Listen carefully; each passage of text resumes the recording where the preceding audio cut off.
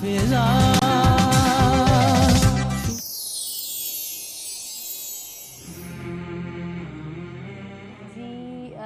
हमारे साथ मौजूद हैं खतीजा रईस जी। मगर इससे पहले कि मैं आपको उनके साथ मुखातब करूं, मैं अपनी कॉलर्स को भी बोलना चाहूँगी कि ख़ास आज जो दोबारा हम एक रिवीजन लेंगे, क्योंकि मेरी कोशिश ये होती है कि जो नए लोग मुझे ज्वाइन कर रहे हैं, जो लोग देख रहे हैं आज मेरा ये शो देख रहे हैं, वो इस चीज़ को भी, इस होमवर्क को दोबारा रिवाइज़ करें जो खतीजा रईस जी हमें ख़ास सिखाती हैं। और इसको मैंने फ़ॉलो करना शुरू किया है और मेरे साथ साथ मेरी पूरी टीम ने, और जो लोग देख रहे हैं वो भी इस चीज़ को फ़ॉलो करें। मैं फिर कहूँगी कि सुबह की फ़िज़ा फ़ैन पेज पे आप कमेंट कर सकते हैं, इसको ट्राई कीजिए और उसके बाद आप उस पेज पे भी लिख सकते हैं, हमें कॉल कर सकते हैं कि आपको कितना इत्मीनान वाकई मिलता है इस चीज़ को करने के बाद। और बाकी डिटेल जो है वो आपको खतीजा जी बताएंगी। और आप कॉल कीजिए खतीजा जी को, और अगर प्रैक्टिस में या फिर उसको करने में अगर आपको समझ नहीं आ रहा कि आपको अपनी ज़िंदगियों में किस तरह सुकून मिल सकता है, इत्मीनान क़ल्ब मिल सकता है, तो ये जो एक पूरा प्रोसीजर आपको समझाती हैं, अगर आपको नहीं समझ आया तो आप खतीजा जी को कॉल करके प्लीज़ समझिए। हम आपको यहाँ पे बताने के लिए ही बैठे हैं, हम आपकी खिदमत के लिए हाजिर हैं, तो आप प्लीज़ कॉल कीजिएगा।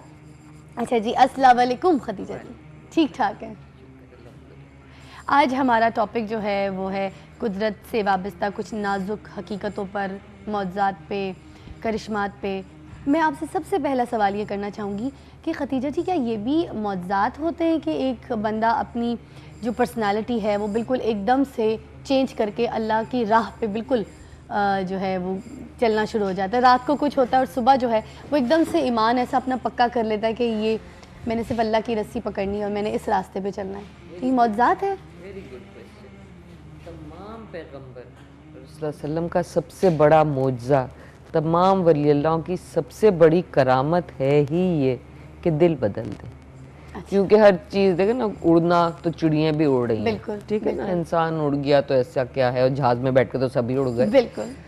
मगर इंसान बदलना ये बहुत बड़ा मोजा है। और हमारे रसूल सल्लल्लाहु अलैहि वसल्लम का जो हमने देखा कि सहाबा एक दिन आए, एक शाम आए, बिल्कुल बद्दू वहाँ से सहरा से उठ के ईमान लाए, रसूल सल्लल्लाहु अलैहि वसल्लम के हाथ पे बैत की, मुसलमान हुए और सहाबी बन गए, ठीक है ना, क्योंकि रसूल सल्लल्लाहु अलैहि वसल्लम की एक पल की सोबत सहाबी बना देती थी जी। और यंग, वेरी यंग। और सुबह रसूल सल्लल्लाहु अलैहि वसल्लम ने उनको जिहाद के लिए भेजा सालार बना के जी। अब आप फौज में देखें, एक जनरल बनने के लिए कितनी ट्रेनिंग और कितने साल दरकार हैं, कितना एक्सपीरियंस, और ये एक रात में मुकम्मल मोमिन ईमान की कुव्वत लेके और जंग के, जिहाद के तमाम इन्स एंड आउट्स सीख के इस तरह ट्रांसफॉर्म होके गए और वहाँ से बिल्कुल फातेह लौटे। क्या तो ये मौजज़ा ही ये है नबियों का कि इंसानों को बदल दें।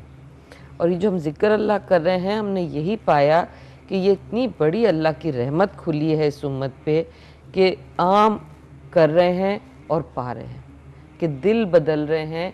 क्योंकि मैं बताऊं तुम्हें फ़िज़ा, दिल की अपनी दुनिया है, ठीक है ना, और बड़ी वसी दुनिया है, जिससे आप कभी ज़िंदगी में मिले, देखा, सुना, उसके बारे सुना, वो दिल में बस जाता है, आप चाहें चाहे आप ना चाहें। सही बात। और इस दिल की दुनिया में सबसे बड़ा घर दुश्मन का होता है। हाँ जी, हर वक्त ध्यान उसकी तरफ जाता है, जैसे वो छाया होता है। वाकई। तो एक हंगामा मचा है हमारी दिल की दुनिया में। हाँ, श्योर। और जो हम चाहते ना चाहते रह रहे, क्या अच्छा, मौज़ात में कुरान पाक भी तो अल्लाह ताला का बहुत बड़ा मौज़ा है ना? सबसे बड़ा मौज़ा है कि मतलब जो नहीं मानता, मुझे तो हैरत होती है कि 1500 साल में एक ज़ेर ज़बर का फ़र्क नहीं पड़ा।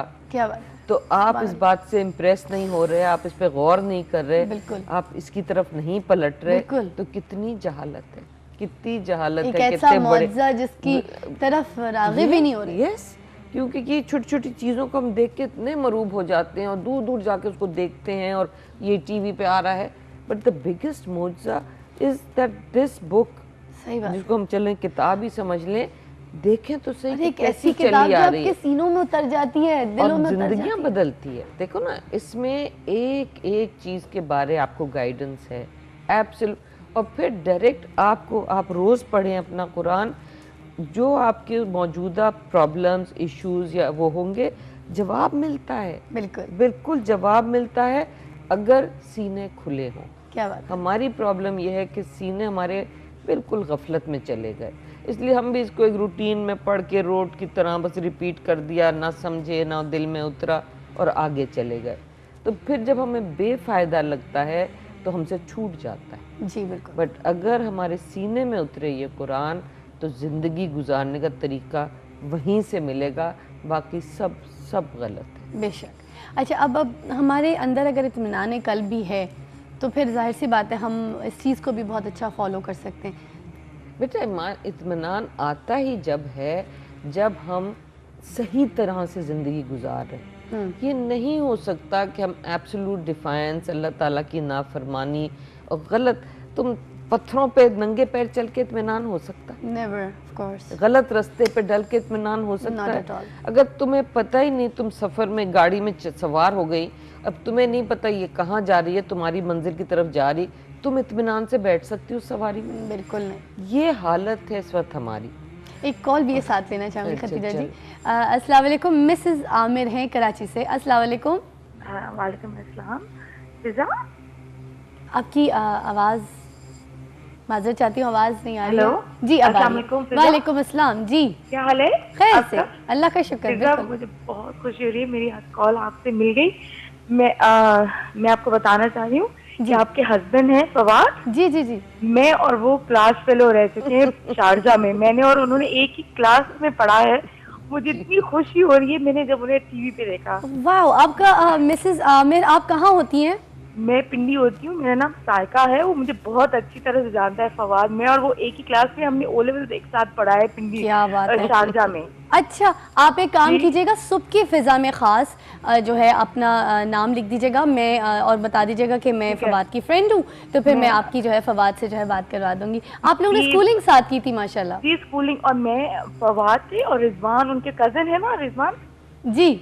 मैं और रिजवान और फवाद हम लोग सब एक साथ पढ़ते थे। क्या माशाल्लाह, खुशी हो रही है। आप बिल्कुल, रिजवान भाई भी आपके साथ पढ़ते थे? Lovely lovely lovely. और आप बिल्कुल मेरी नंदू की तरह, मुझे आप इतनी अच्छी लगती है ना। I am so happy for Fawad that finally उनको बहुत अच्छा बंदा मिल गया। बहुत शुक्रिया जी जी, अल्लाह का इतना कर्म है। और मैं बताऊं, मेरी कोई इसमें शामिल नहीं है नेकी या कोई ऐसी बात शामिल नहीं है। अगर मुझे फवाद मिले, आज मैं लाइव सबको बताना चाहूँगी, ये वो नेकी है जो मैंने शायद अपनी अम्मी की खिदमत की थी, क्योंकि मेरी अम्मी की तबीयत बहुत ख़राब थी बिकॉज़ ऑफ कैंसर। तो मुझे मौका मिला अपनी सारी भाई बहनों में कि मैं अम्मी के पास ज़्यादा रहूँ, उनकी खिदमत करूँ। तो शायद ये उसकी नेकी है जो फवाद से मेरी शादी हुई है और इतना अच्छा मियाँ मिला है मुझे। बिल्कुल बिल्कुल, माशाल्लाह। मेरा टॉपिक है आज का, उसके ऊपर भी बात करना चाहेंगी? मैं ये कहना चाह रही हूँ, करिश्मात, मैं कुरान शरीफ के बारे में कहना चाह रही हूँ कि जी, इट इज मस्ट हम सब दिन में एटलीस्ट थोड़ा वक्त निकाल के जरूर पढ़ें कुरान। बेशक बेशक, क्योंकि ये होता है कि हम लोग अपनी इस लाइफ में इतने बिजी हो गए, we don't find the time. मैंने सुनने में ये भी आया है कि अगर हम सिर्फ कुछ वर्सेस ही पढ़ लेना तो हमारा सारा दिन बहुत ही अच्छा गुजर सकता है। बिल्कुल, ये नहीं होता कि आपने पूरा रुकू पढ़ना है, ये बहुत ज्यादा पढ़ना है, थोड़ा सा भी पढ़ लेना तो बहुत इनफ होता है। मैं अपनी छोटी बेटी को भी यही कहती हूँ, समझ के पढ़ना।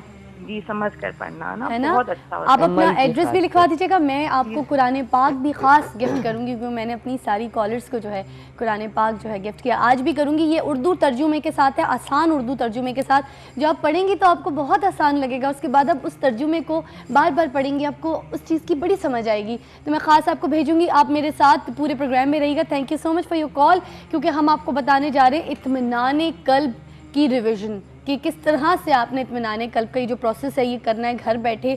एक ऐसी नेकी आपने करनी है, एक ऐसा सवाब आपने कमाना है और ऐसा ताल्लुक़ अल्लाह से जोड़ना है कि अपने दिलों को किस तरह साफ़ करना है। अभी इसका प्रोसीजर जो है आपको खतीजा रईस जी बताती हैं। जी, जब रिवाइज़ कर लेते हैं, तरीका वही है, पास अनफास का ज़िक्र खफ़ी क़ल्बी कहलाता है। दिली दिल में अल्लाह को याद करना, हर इबादत ज़िक्र है, हर सुन्नत अमल ज़िक्र है।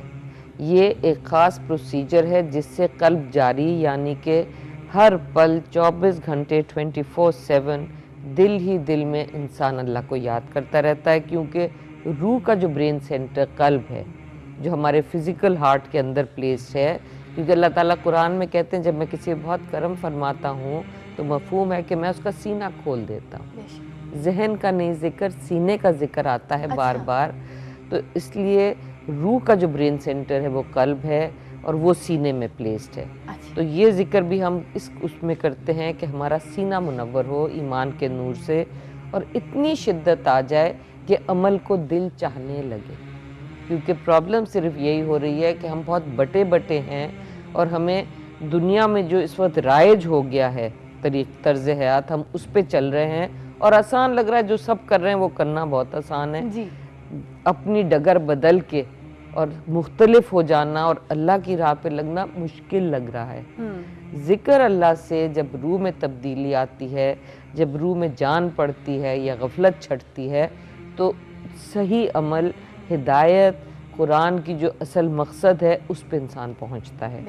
तरीका इसका बहुत सादा है। कोशिश ये है कि हमारा कोई सांस आज के बाद ज़ाया ना हो। जो लोग ये प्रैक्टिस कर रहे हैं उनको हम अगली स्टेप भी बता देंगे। जो आज शुरू कर रहे हैं, ये पहली स्टेप मैं पहले बताती हूँ। आंखें बंद करते हैं।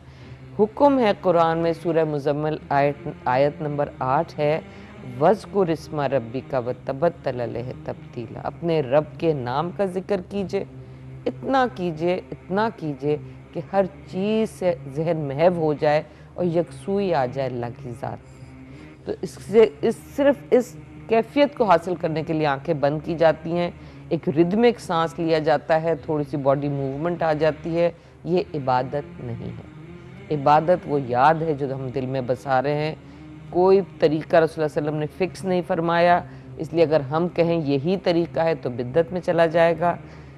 ये भी एक तरीका है जो हमने अपनाया, बेहद मुफीद पाया और वही शेयर कर सकती हूँ। तो सांस जब अंदर खींचते हैं, हर दाखिल होने वाली सांस के साथ लफ्ज़ अल्लाह दिल की गहराई में उतरता चला जाए और हर खारिज होने वाली सांस के साथ लफ्ज़ हु दिल के ऊपर एक जैसे चोट लगे, सफाई हो, बाहर से सफाई हो, जो काले गुनाह के धब्बे हैं वो छटें। तो एक ये बन जाती साइकिल कि अल्लाह के नाम का नूर दिल की गहराई में उतर गया और हु का नूर दिल पे आके लगा।